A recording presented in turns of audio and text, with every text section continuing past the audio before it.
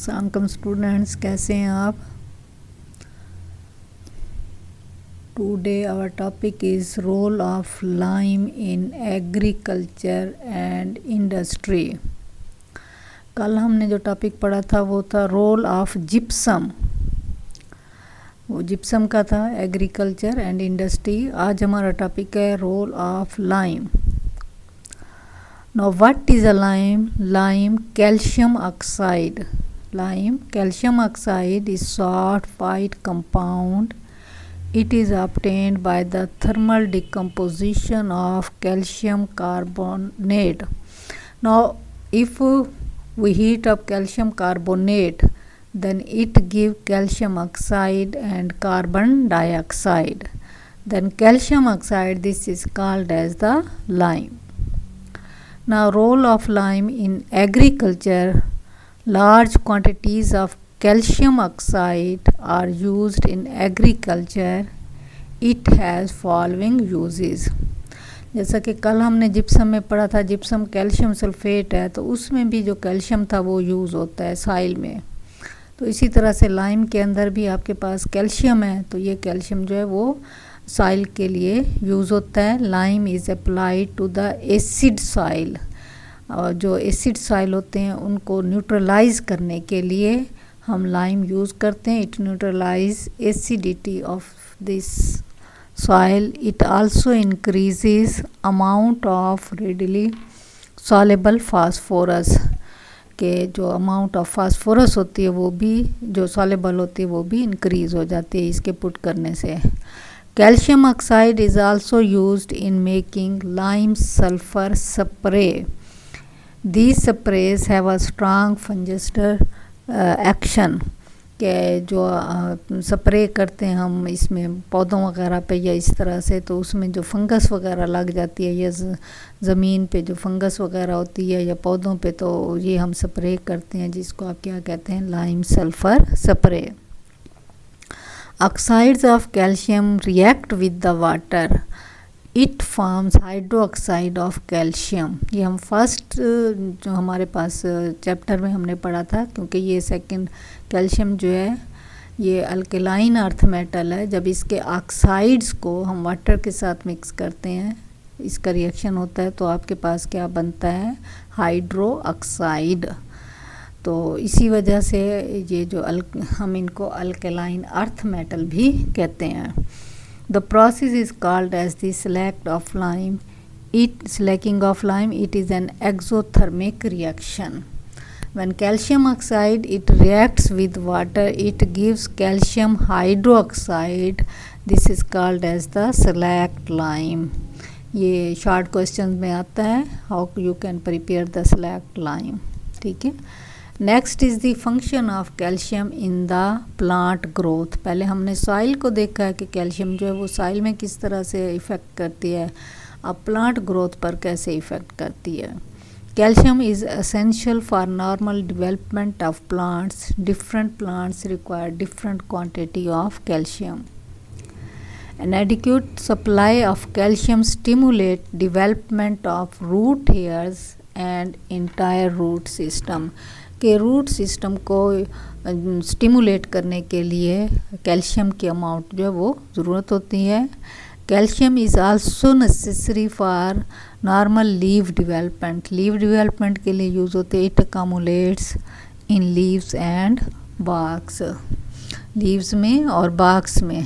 ठीक है, जो तने के ऊपर जो उसका आउटर मोस्ट जो बार्क होती है उसके लिए भी ये यूज़ होती है।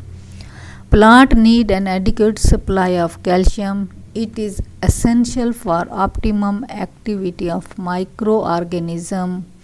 These microorganisms produce nitrates. Next is calcium has effect on supply of available phosphorus in the soil. कि कैल्शियम जब आप पुट करते हैं तो फास्फोरस की जो क्वांटिटी होती है वो भी जो जितनी रिक्वायर होती है उतनी हो जाती है। It has special significance.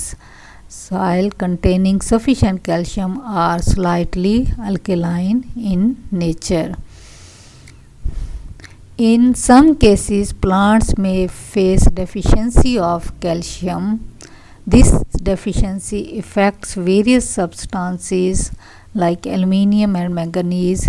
These substances may accumulate in plant in harmful concentration. Plant को हर चीज़ की जो है एक फिक्स अमाउंट में ज़रूरत होती है. कैल्शियम हो, सल्फ़र हो, एल्युमिनियम है, मैग्नीज़ है, इन सब की एक सफिशेंट अमाउंट जो है रिक्वायर होती है, फिक्स अमाउंट होती है.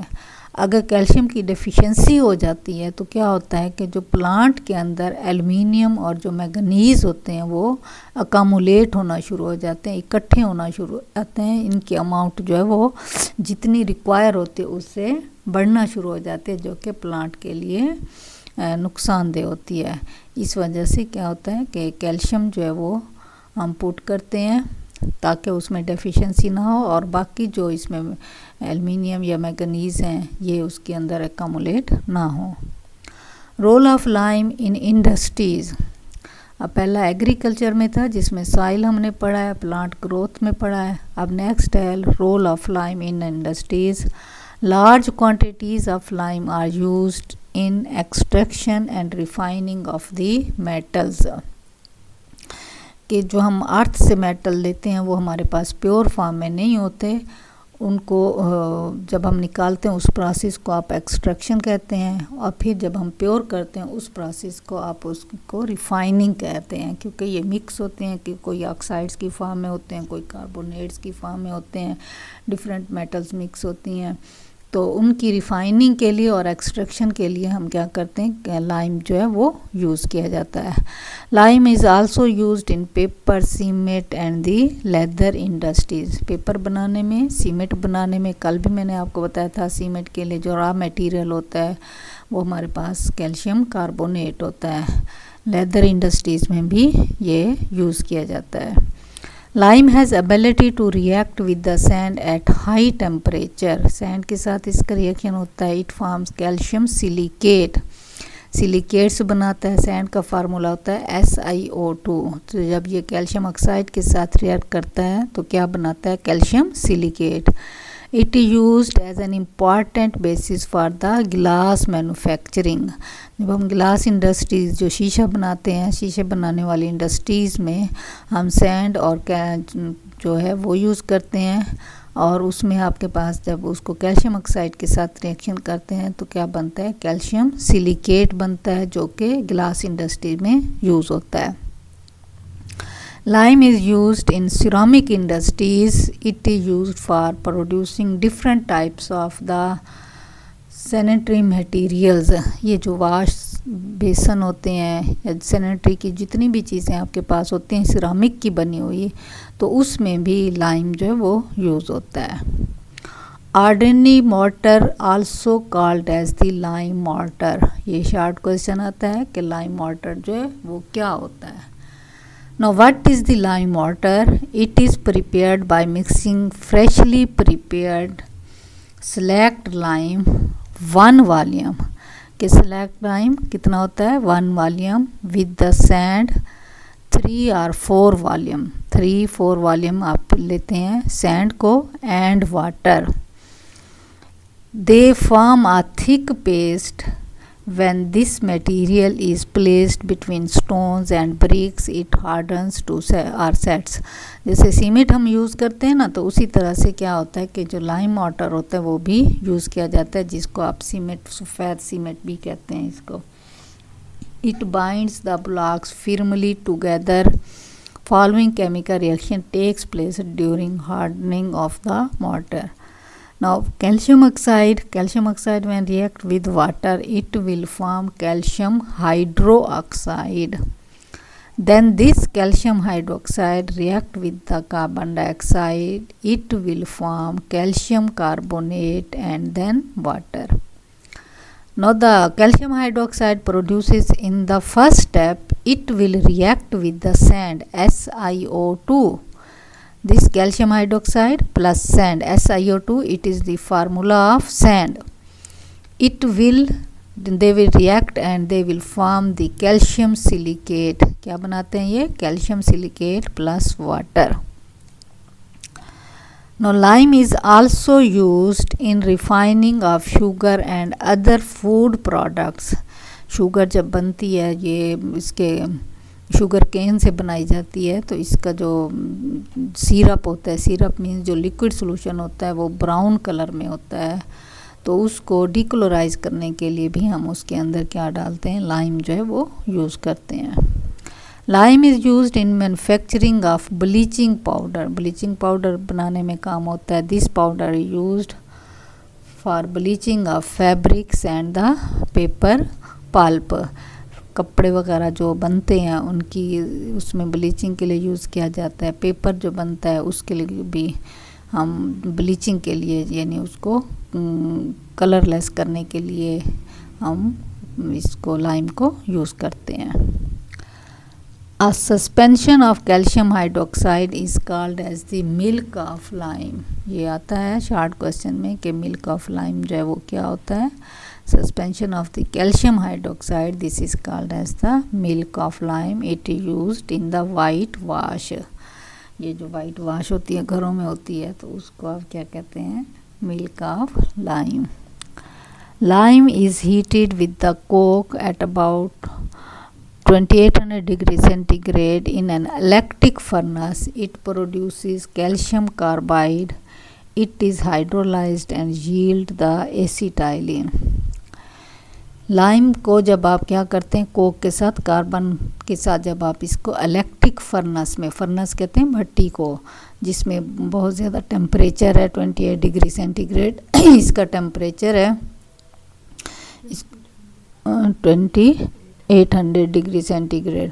जब इसको हीट अप करते हैं तो इनका जब रिएक्शन होता है तो कौन सी चीज़ बनती है, calcium carbide plus carbon monoxide. ठीक है, कैल्शियम कार्बाइड बनता है। इट इज़ हाइड्रोलाइज्ड के कैल्शियम कार्बाइड को फिर जब आप हाइड्रोलाइज करते हैं तो आपको क्या मिलता है, acetylene, which is an organic compound, ethyne जिसको आप कहते हैं, वो बनता है। Next is lime is used as dehydrating agents. For example, it is used in the preparation of the absolute alcohol and drying of the ammonia gas. Dehydrating agent क्या चीज़ होती है कि किसी भी चीज़ की जब प्रिपरेशन होती है उसमें अगर कुछ वाटर मॉलिक्यूल्स रह गए हैं तो उनको वाटर मॉलिक्यूल्स को ख़त्म करने के लिए हम प्रोसेस यूज़ करते हैं। तो उसमें अब आप एब्सोल्यूट अल्कोहल जब बनाते हैं या फिर आप अमोनिया गैस को ड्राई करते हैं तो उसमें आप कौन सी चीज़ यूज़ करते हैं, lime. A mixture of sodium hydroxide and calcium hydroxide, soda lime, is used. It removes both water and carbon dioxide from certain gases। कि जब आप गैसेस की प्रोडक्शन होती है तो उसके अंदर आप इसको यूज़ करते हैं। कौन सा मिक्सचर होता है, सोडियम हाइड्रोक्साइड, कैल्शियम हाइड्रोक्साइड का, सोडा लाइम कहलाता है। और ये क्या करता है, रिमूव करता है वाटर और कार्बन डाइऑक्साइड को। स्टूडेंट्स, आज हमारा सेकंड चैप्टर जो है वो एंड हो गया है। आप इसको अच्छी तरह से पढ़ें। इंशाल्लाह मंडे जो है वो आप से इनका MCQs का मैं टेस्ट दूंगी मंडे।